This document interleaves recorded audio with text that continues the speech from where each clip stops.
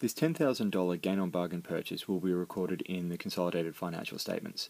And as we know, these have to be redone every year. The actual entries will be slightly different depending on whether it happens in the first year or whether it happens in subsequent years. So with the first year, we would simply record a debit investment in associate $10,000. So this in effect lifts up the investment from the $350 to the $360, and we will record a credit gain on bargain purchase $10,000. Now, what I'm going to add in here is the ultimate tax effect of this.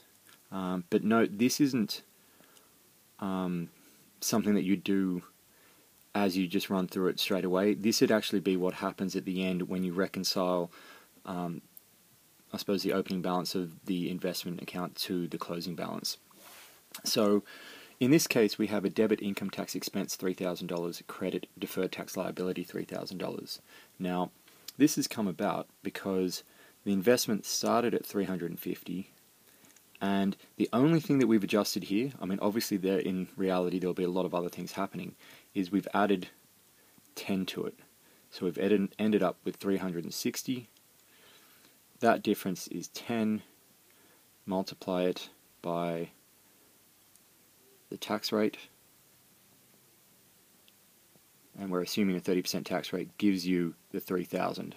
Now, as I said, this would happen right at the end, so you wouldn't have just an individual income tax expense, credit deferred tax liability for this particular entry, but the gain on bargain purchase will have a tax effect overall.